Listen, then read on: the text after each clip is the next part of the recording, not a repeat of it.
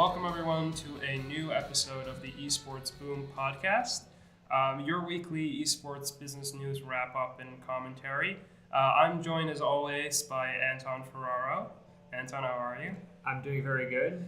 Excited to be here, fifth time now. Yeah, and today we have a very special guest. We have Matt Kaliski from Rubicon Ventures. Thank you very much for joining, Matt. Hi guys, thanks for having me. So actually last week we talked about Maestro, and we figured we might as well get someone who is actually invested in the company. So Matt is a VC. Obviously Rubicon is a household name in the VC world, but what makes Matt especially interesting, besides that he obviously invested in Maestro, is that he kind of spearheads the company's eSports ventures. Is that correct? Yeah, that's right. Yeah, so we'll get to Maestro later, and we'll ask him too many questions, and we'll give him the hardballs. But I think it's good to start with a good story, and I'll just start right away. So I think the story that really was interesting to me was everything surrounding Optic this week. So Optic, as was reported once again by Wolf from ESPN. There was an investment deal which was led by Texas Rangers co-owner and Summer Energy CEO Neil Liebman, and they acquired or at least they bought into Optic. So with that, obviously came a lot of money. So the team acquired the Overwatch League spot in Houston, which is where Liebman is based. Obviously, the Dallas spot what already went to Texas Rangers co-owner, another owner of the Texas Rangers. And that was for $20 million. That's more expensive than some of the other deals, at least from what we know in the press.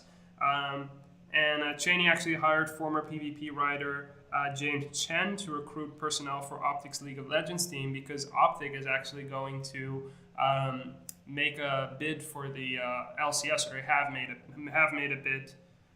So yeah, there's some other interesting facts in the article that we're going to talk about later, but Anton, tell me, what are your thoughts? So I actually reached out to James to ask him about his Optic endeavors, and I got a friendly no comment. I respect that. He's a good friend. He's been around in the League of Legends space for a long time, so I think that Optic is making some good moves. I think it's interesting that I think it was the two Rangers guys that bought Optic and Envy, because those two are basically sister teams for a long time, so they're keeping the synergy going. I know that Optic has now made it to phase 2 of the LCS selection process, and knowing some of the people that got rejected during phase 1, it's pretty interesting. I think that the other one that's also needs to be said is that Overwatch is making everybody rebrand, and the biggest value that Optic brings to all these is their powerful esports brand, the Green Wall. So I think it's going to be a little bit of a wink and a nudge in terms of like, oh, it's not Optic, but it's the Green Turtles team. Matt, what are your thoughts on this?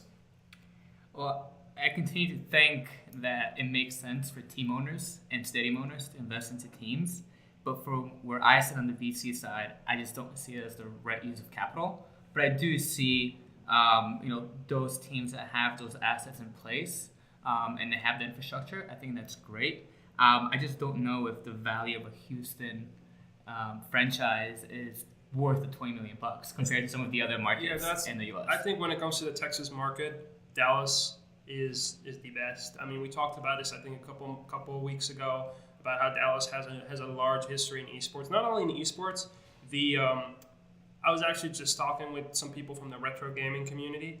So that's a community that's really big in Dallas as well. So it's important. And I was talking to them, I was like, oh, so you guys get a couple thousand people to some of your events. Like, would some of those people go and watch an Overwatch game once in a while? Because those are mainstream, casual fans, and they were saying, yeah, of course. Like, we play Overwatch. Like, yeah, we'll support our local team, come a couple times a year. So I don't think Houston has that as much. But what was really interesting talking about Houston was that Wolf reported that the Overwatch developer, obviously Blizzard, they sought for other options, and they actually went to the Houston Rockets. And the Houston Rockets turned them down. So I have an anecdote that I think is super interesting. Is the GM of the Houston Rockets, who's an MIT graduate, I forget his name off the top of my head, sat on the board of MLG for about 2 or 3 years. So he knows everything that MLG and the Overwatch team is pitching him from the inside out, having seen all the investments and having seen all the returns. So having him basically say, thanks but no thanks, or maybe they're still in negotiation, is really telling. Well, they might be still in negotiation. The only thing I can tell is that Sebastian Park, who is the head of the esports for the Rockets, he knows what he's talking. He knows what he's doing, and I remember at E3 having some conversation with him about Overwatch, and this is not a scoop or anything. And he was saying that they were looking at it very, very critically back then. So and that's kind of a trend that you see. I mean, look at the teams. If you look at teams that have a kind of a head of esports but don't own a team, right? They're very bullish towards, or not bullish towards the Overwatch League. Yeah, no, I mean, there's. I've also crossed paths with some of the people in the Eden's camp, and when I talked to them about 2 months ago, they were also kind of trying to evaluate Overwatch. They weren't 100% sold on it. So I mean, getting Optic for the Overwatch League is huge. Getting Optic for the LCS is huge. I think they bring a strong brand. They execute well in the space, and they have a good track record.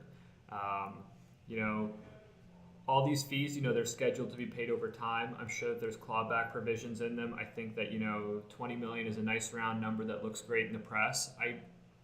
I would not be surprised if these slots are actually going for somewhere a little bit less than that than what's actually publicized. Yeah, and further on your point about Optic, Optic is a team and it's very unique, where fans don't watch their games because it's a particular player that they like. They watch it because they love the green wall. The CEO, Hector, by himself is a social media celebrity. Like, clearly they know how to market to a younger audience, and especially for Overwatch, which has a younger base than League of Legends, it's incredibly valuable. So it's very good for Blizzard, and surprisingly, they're looking like their years. They're going to have quite a lot of teams. Yeah. Totally. I think that the other one that was actually interesting on this same topic, and Matt, it'd be interesting to get your perspective in terms of the venture world, what the venture world is experiencing with LPs. When Blizzard first announced the Overwatch League maybe 2 years ago, they showed a map that had icons on everywhere where they wanted teams to exist. And right now what you're seeing is, you have, I think it's 2 Korean teams maybe. One Korean team. 2 LA teams. 1 Korean team, 1 European team, and everything else is in America, North America. One Chinese team as well. There is a Chinese team? They're owned by NetEase, which is the publisher of Overwatch in China. Okay, I thought that was the second Korean team. No, they're in Shanghai. Okay, so the Esports Observer article that came out today said that I think it said that there was no teams. I'll have to double check from China. And what we saw a couple of weeks ago was that China limited the outflow of capital from the Chinese mainland into U.S. entertainment ventures. Have you experienced anything in the VC world, or have people been talking about China kind of closing off its borders a little bit? I think on the LP side they have, and that's been going on for a few months. I think the limit is like 50,000 won per year, which is impacting the way people are trying to get money out of China, which is why you're seeing such a huge rise in cryptocurrency, right? That's one way to get money out of the country when they don't let you to get it out.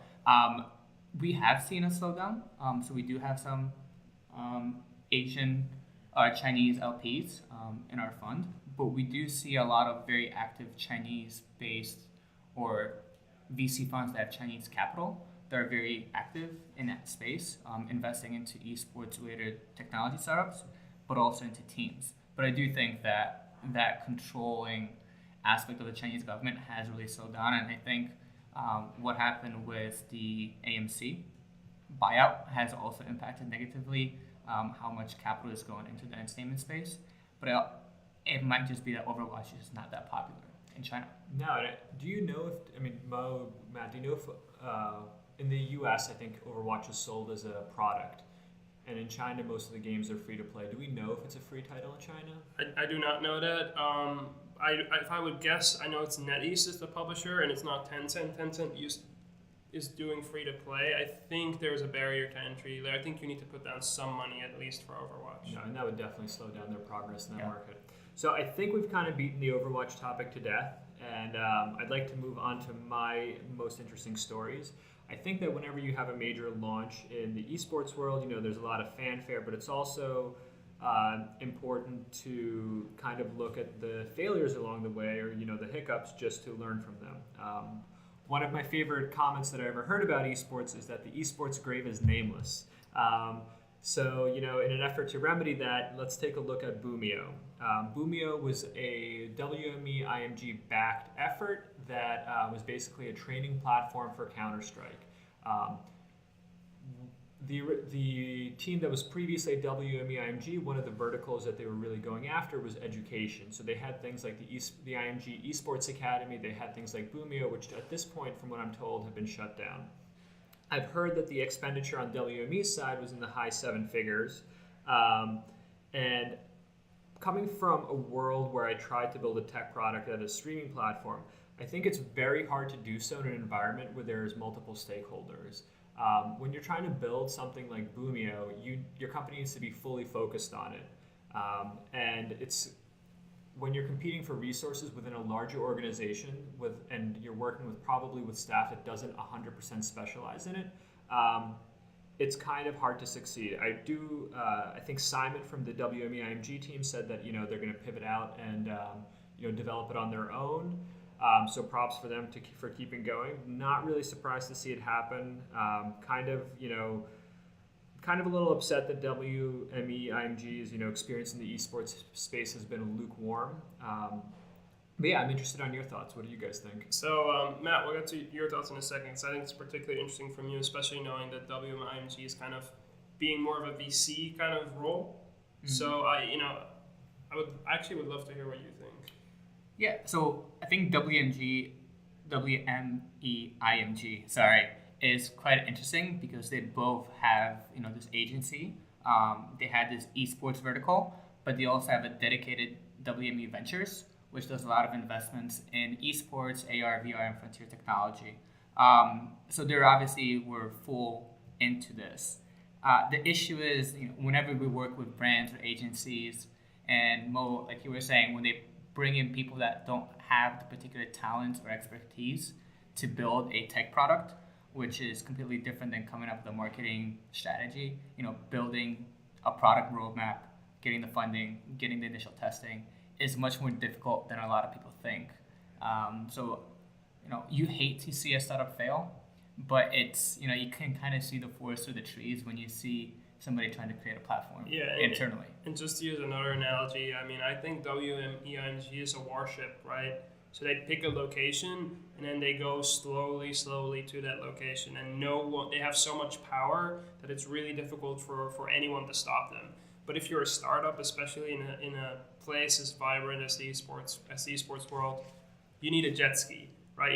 You need something that can move around quickly and that can pivot if necessary, and that is really, really difficult to do when you're working with WME IMG. And I think knowing from the tweets and the reactions of the WME IMG staff, whether it's Tobias earlier on or whether it's Simon now, it is clear that they were very thankful for WME IMG in helping them reach these goals and trusting them. But their biggest problem was, it's really tough to work with.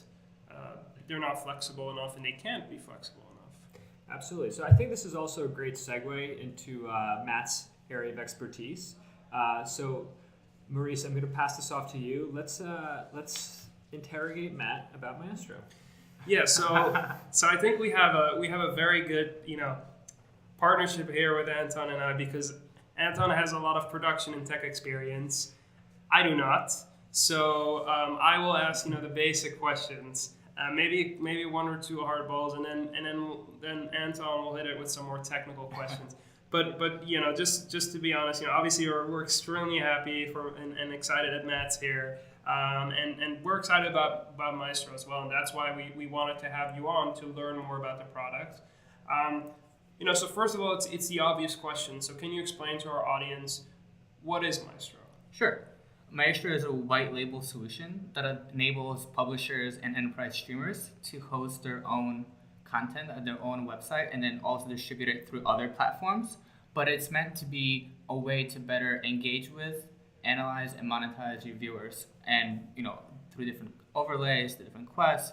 But it's a really easy to use content management system that allows anybody and everybody to use it to engage with the viewers at key moments during the gameplay. And I think what's really interesting what you said about the WME battleship analogy, because I know you guys will ask me about Twitch extensions and how does that affect Maestro. And I think the analogy that you made was perfect, right? Twitch right now, I would say maybe it's more of a rudderless warship. I don't think they really know where they're going. They're trying to figure that out. Versus you have a small and nimble team that is actually tackling the problem, and that's all they're working on, right? It's not one of the many initiatives they have. This is the singular thing that they're working on to complete. Absolutely, and you very good preemptive thing over there. But I think the you made it very clear for I think a large part of our listeners what Maestro is. But I think what really helped for me when I heard the CEO of Maestro speak at X Live was that he could give an example of what Maestro could do. So I think it's good for our audience to hear, if you're a company, let's say you're Blizzard, what are the things, like how would a Maestro-enabled stream look like? Sure. So it would be fully customizable to have the brand of, Blizzard. So everything is fully branded. It allows you to maintain control over your messaging, over how everything looks. So you get people to come to your website. It can be that you're hosting or streaming to other platforms. But what's amazing is anytime there's a great moment to engage with the audience, you can create different overlays. You can ask questions. You can do giveaways. You can do quests.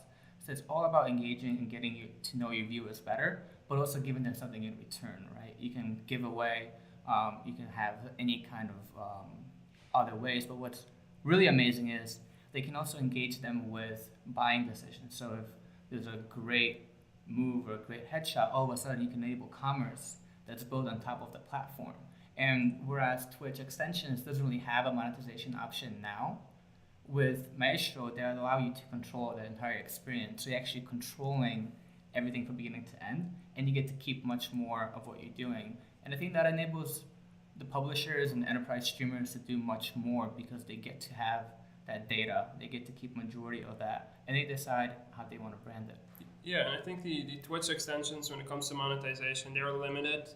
You have this you can do kind of a partner kind of limit monetization where a streamer can put a certain product on there on Amazon and people can buy it and they get monetization from it.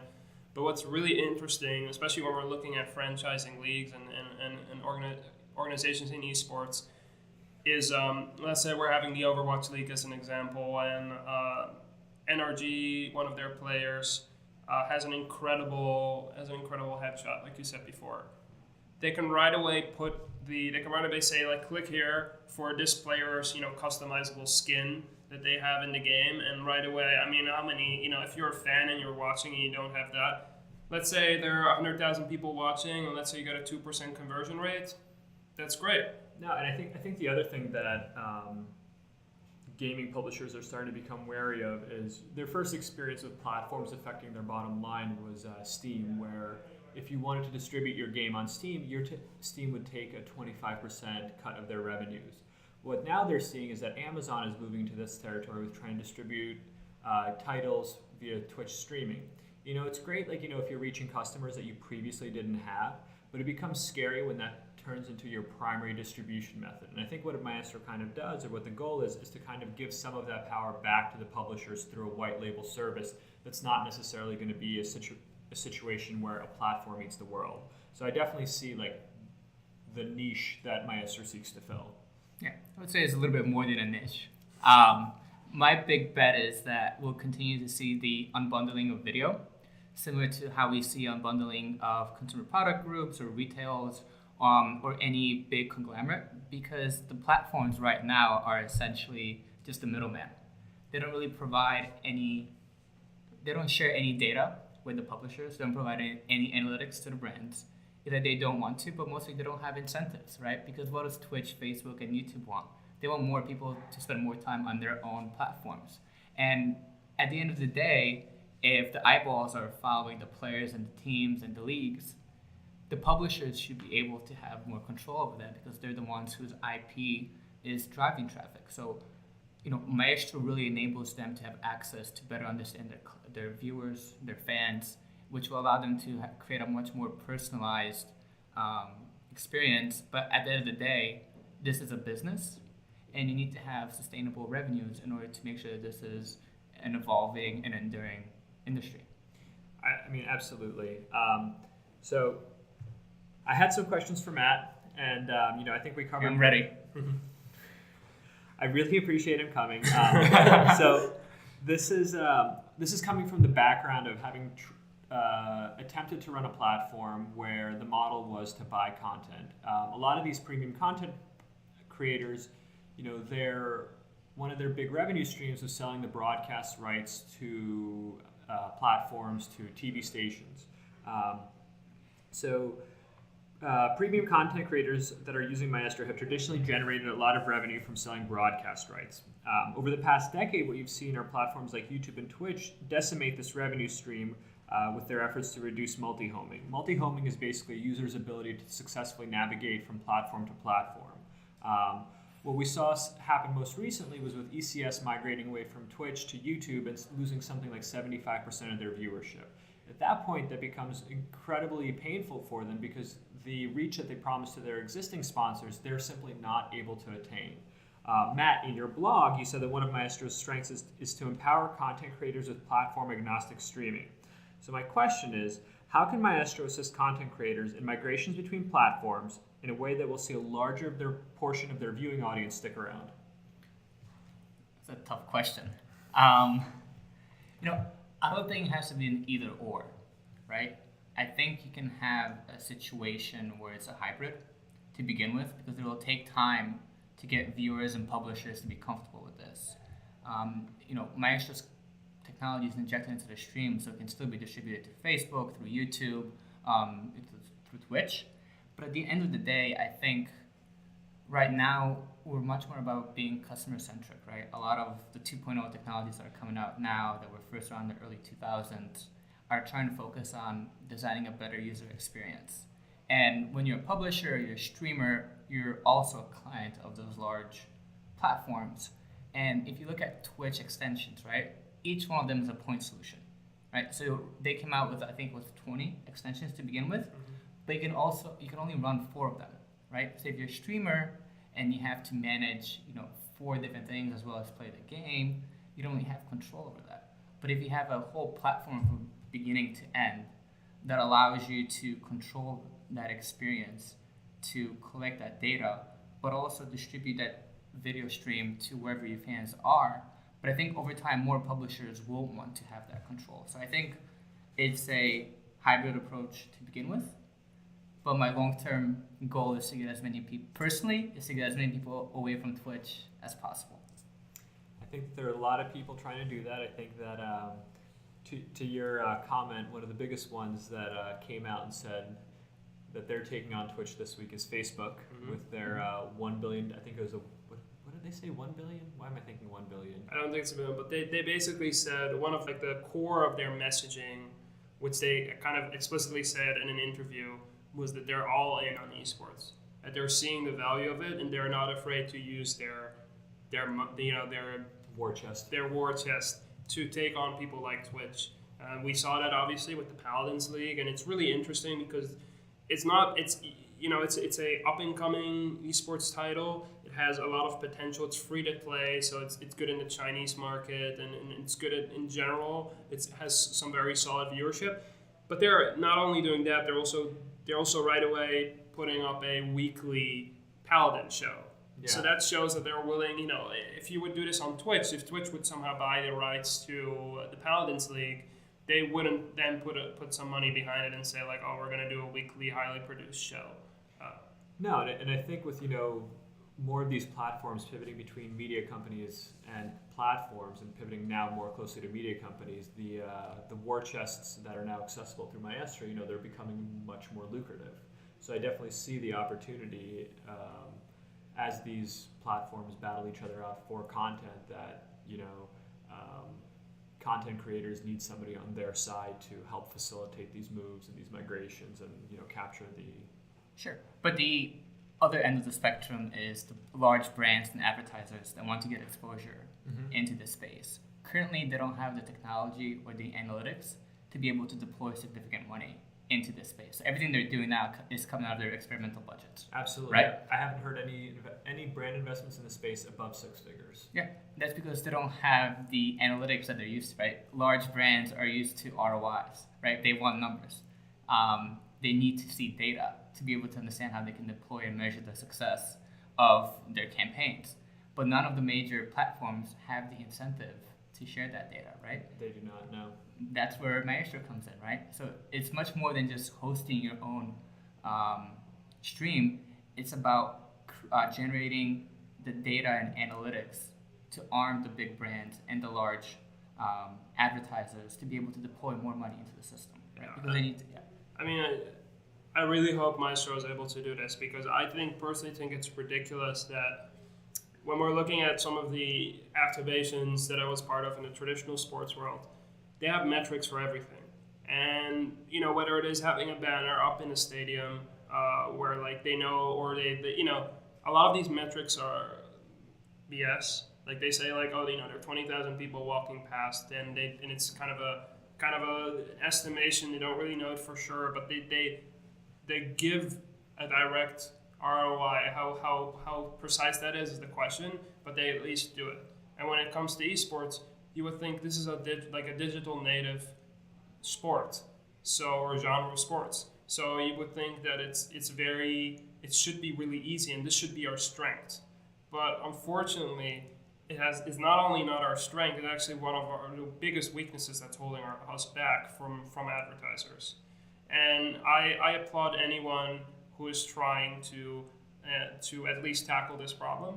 And I'm excited. I mean, I know Maestro works with some big publishers already. I think you guys did some stuff with EA, if that's correct. Yeah, I mean, I think your existing client roster is incredible. I think you had the Grammys were on you. Yep. And give credit to the team that's been a 2-3-year-old startup with 3 engineers that's able to handle all of the live streaming for the Grammys, for Coachella, for deadmau5, for Adobe in an enterprise space, in addition to pretty much who's who of the game publishers. Yeah, so we are at least I am very excited for Maestro. I think I can speak for Anton as well. He's excited. In the words of Sundance, I get it. So we're very excited. We'll link in the description not only obviously Matt's social, but Maestro's social and their website for any of our listeners who's interested in learning a bit more. Anton, I do have to mention Overwatch again, at least, because we forgot one really big story. Go ahead. We got not only Optic and Houston got their Overwatch spot, but Philadelphia got a spot as well, and that's really particularly interesting because Blizzard got a deal with Comcast Spectator, that is the sports entertainment arm of Comcast. So they own the Philadelphia Flyers, for instance, and they got the rights to the Philadelphia spot.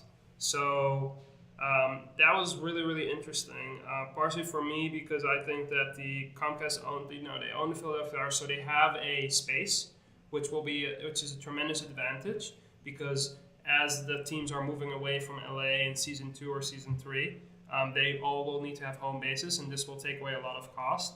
And not only that, Comcast, they own a collection of sports channels called Comcast Sportsnet.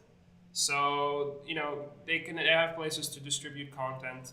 Maybe that's not the actual Overwatch League, but something else that can help make the team more recognizable for an older audience. Yeah, I mean, I think there's definitely synergies with owning a TV network and owning a sports team. Yeah, I mean, I think the Yes Network has proven that in New York alone. Yeah. But also I think it's interesting because Comcast was potentially a client for the league, right? So it's interesting that they now own a team. Whether they would buy the exclusive rights to the Overwatch League or something else, but in theory, this was a potential client. So it's interesting that they're probably not going to buy the rights to the league because that would be a direct conflict of interest. But at least they're getting involved in the league somehow. So Anton, what do you think about this? I mean, it's great that it's another team in the Northeast. I think having only one team up here was having 2 teams in Florida and only 1 team in the New York tri-state area was, it's a little lopsided. Now it evens up a little bit. It seems like they have operational experience in terms of, operating sports teams. They have venues they want to fill. Philadelphia is a great city. A little surprising that Philadelphia got a team before Chicago, but again, you have Wesley Eden supposedly sitting on the sidelines waiting to buy in. Props to the Overwatch sales team. They're definitely getting buy-in. They're definitely getting people that they wanted. And I'm curious to see who the Flyers will get for their team. And if I had to speculate right now, I'm going to go with Rogue. Okay, that's interesting. I'll put that bet, and then we can decide, we can call it out on a later show whether or not that's correct or not. So I think that they will buy the French team. I think they definitely have the funds to do that. Oh yeah. Yeah, and then Matt, any thoughts on both on the Philadelphia Flyers, but also on Wes Eden's apparently looking to get into this as well? What do you know about Chicago? It's cold. Yeah, it's real cold. It's really cold. They haven't really made a move, have they? Who, Wes? No. In Chicago. As far as I know, there's no franchise there. Optic was originally from there, but then they decided to move to Texas. I know that one of the downsides of operating sporting events in Chicago is that they have really strict union laws. So all your costs are much higher. At least that's, from 5 or 6 years ago when I was there. So while we still have Matt, I think we have a couple of investments that occurred this week, and it would be interesting just to go over them. So the one that I want to cover is that the Australian startup GAMURS raised $3.5 million to fuel international expansion. I previously dealt with GAMURS when I was at Azubu. They were one of the companies that purchased eSportspedia. I dealt with Riyadh. He's a very young CEO, but incredibly capable. And over the past year, I've seen him make some tough, but what I think are kind of necessary decisions for his business. I think he did a lot with the initial $600,000 that he received. It was either $500,000 or $600,000, and he's now received a little bit more money to expand his growth. I think what scares me is that he's running somewhat of a media empire, and ad impressions are going down right now. So it's a little terrifying. I think that him pivoting to gambling is interesting in the fact that it's cryptocurrency and ICOs, but it's a little sketchy. I do also like the fact that they're doing gambling out of Australia, which has very favorable laws for gaming. Matt, have you looked at this guy at all? I read the website every day. Yeah. But we have a competitor in the space already called Unicorn. Oh, okay. In esports betting, so I can't really comment on the ICO or the gambling. That is totally fair. I didn't know that you were involved with Unicorn. Yeah, we made that investment in 2014. Okay. One of the original investors in esports. Nice. Yeah. Mo, since you are not invested in the space. Yeah, so GAMURS has always fascinated me because, in my own words, I don't get it, but I understand why people would get it. So, but what's really interesting for me is what do you mean by that? Is because they're saying they're a social platform, and at the same time they're now pivoting into betting, like you said, Anton, and they also own eSports, which is a site I love. So it's really I'm always kind of hesitant for these companies that are doing like 3 or 4 things at the same time. However, one thing is, as you mentioned before, Anton, Riyadh is, from what I've heard about him and from the steps he's made so far, I think there's a strategy behind it, and it isn't just acquiring to just build up your value. So it would be interesting to see how they're going to use eSports or all these other platforms for their other businesses. One of the numbers that he's been touting a lot is breaking into that 10 million users level. And I know that previously from having run media companies is that once you hit that 10 million monthly users, you get access to a whole new level of advertising. Mm-hmm. So there are a lot of advertisers that just won't even explore anybody with less than 10 million users. And for them, I think it'll open up additional revenue streams and additional partner deals. Let me ask you a question. Yeah. See, all of us are in tech and esports, so we're pretty tech savvy. Do you guys have ad blockers? Yes. So how is that going to impact a media empire that's trying to monetize? I mean, that's exactly what I said before. It's like, it's scary for me that he's in a media place where ad impressions and ad values are going down. Just to give one answer to that, one of the things I've seen when it comes to eSports is I hate to use this phrase, but they've been pivoting to video more and more, especially on social. They're putting out a lot of great video content that is easily monetizable, or it's easier to monetize. I am sure that if these steps are made, it is going to go well, and they're going to take more steps to do native advertising or advertising that or program the ads in the actual video. So again, like once you hit that 10 million users, it's like you get actual sponsorships and you can brand your videos with things, and that's like what I said. right, yeah. So I think that's what they're trying to go for, because again, like they're probably seeing their, what is it? The estimated ad block rate for esports right now is something like 80%. So. It's scary. All right, so the other one I think is Genvid, and they raised $2.5 million for interactive live streaming. I didn't do too much of a deep dive into this one, but anytime that you have interactive video in a digital space, it's a great move. I think what you're seeing is, I think this is kind of like a nice little echo to what who's that NBA guy that went on record this week saying he wants the NBA to be more like Twitch.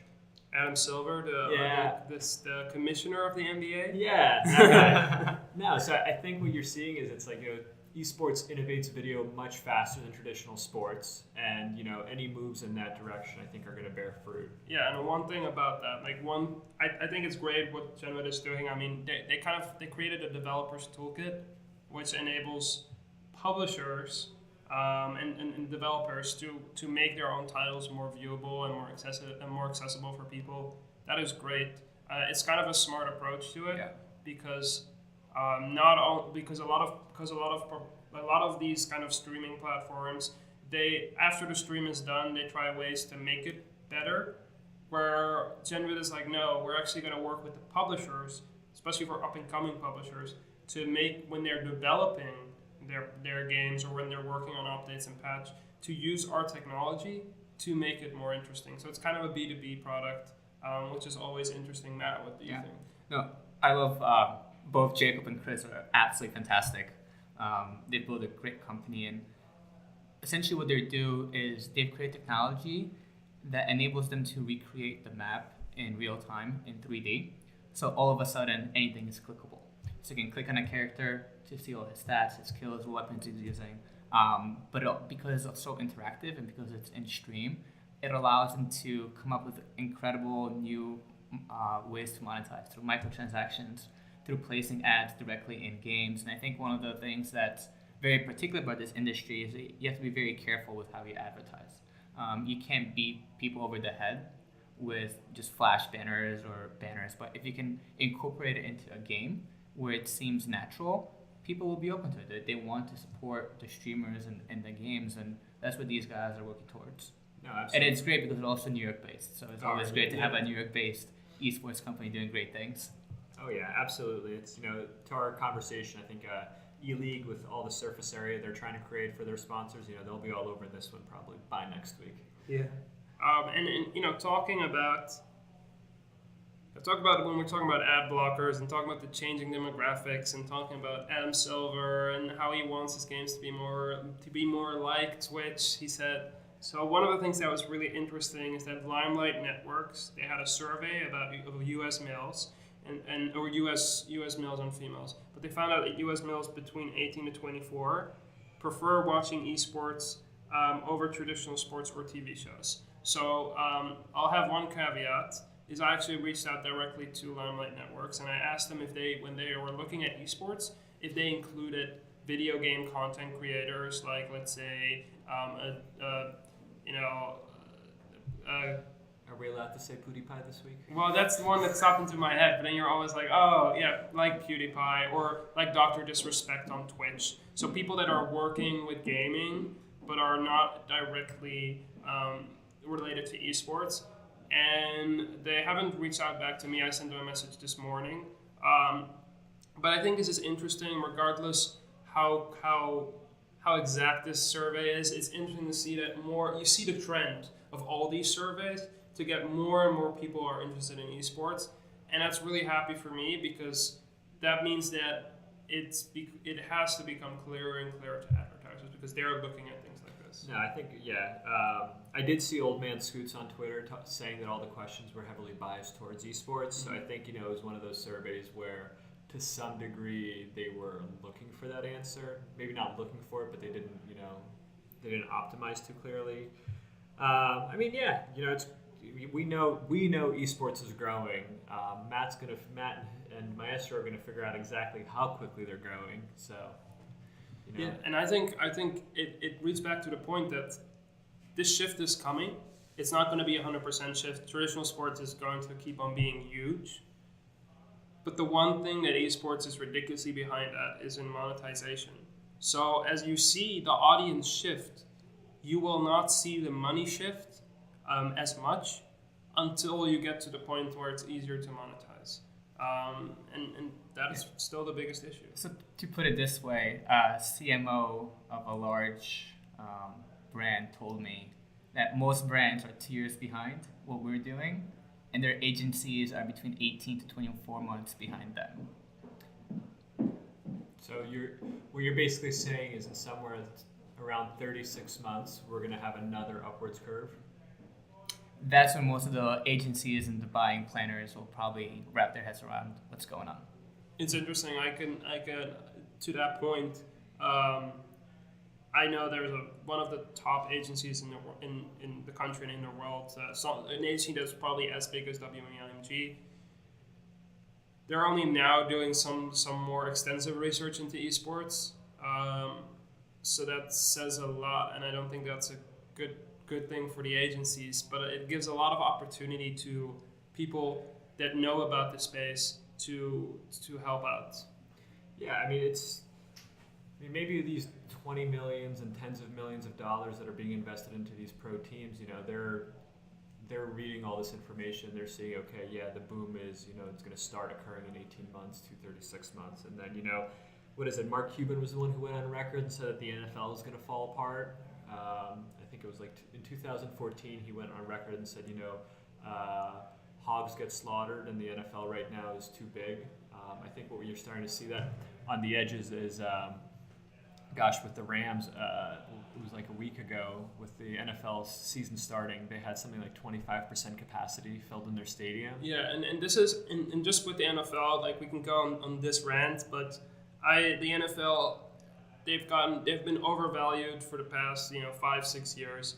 Numbers are going down every year. Last year their excuse was the election. Mark my words, and this year the excuse is going to be, at least for the first couple of weeks, it's going to be all the natural disasters. So Miami isn't watching as heavily, Houston isn't watching as heavily, which are reasons, but which are factors, but they're gonna use it as the one main excuse. Yeah.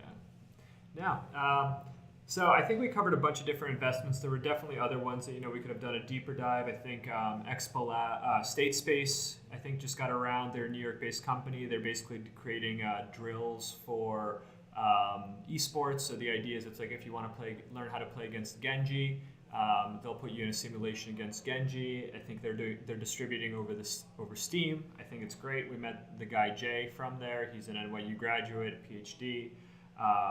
Paul Allen invested in a team management startup. I think that, from my perspective, all these team management matchmaking services, they're a little oversaturated. You had Smash GG, they're all they all feel like they're doing the same thing. They're trying to capitalize on network effects and, connect people. I'm personally not a fan of that space. I feel like every week there's somebody who's trying to help you build an esports team. It's not exactly how esports teams work. Mo, was there anything else that you saw that was interesting? There's actually one more thing I want to talk about, and this is kind of a story that was going under the radar. So my favorite fighter, GSP George St. Pierre, actually announced at DreamHack Montreal that he is starting an esports organization. So isn't he also working on the comeback? I don't know, what's the comeback? Into UFC. Oh yeah, he's fighting pretty soon. Yeah. So he's working on something called eSports Montreal, which is going to be a professional esports team. I think they're called the Grizzlies or something like that. and then like they have a couple Terrible name. a couple other Very Canadian. a couple other sub companies underneath them. So they basically want to be an esports company. So I just, I'm very torn. Because on one hand, I'm extremely excited that my favorite fighter gets esport, or at least is entering into esport. I hope they do really well. On the other hand, trying to do so much at the same time makes me a little hesitant, and having someone who is GSP being your face, who is not that known in the esports world, I think if you're asking an average 16-year-old who GSP is, they won't know. So I think that kind of star power doesn't work in esports. Yeah, I feel like this is kind of like Mayweather starting up his own ICO. Yeah. There's a lot of problems and liabilities there. Cool. Listen, Matt, I want to thank you for joining us today. Do you have any closing comments for the listeners at home? Yeah, this has been a lot of fun. I hope you guys continue to grow the podcast and that it'll come back that I was the first guest. Yeah. And that'll be fantastic. Well, we're excited to get you on next time when you announce yet another esports investment. So we're already looking forward to that moment. Cool. And in case if you guys want to follow us on Twitter, I am Joker Can't Spell. Maurice is MR. It's MR Eisenman, so MREISENMANN on Twitter. Yep. And I'm at Matt Kaliski, MATKALISKI.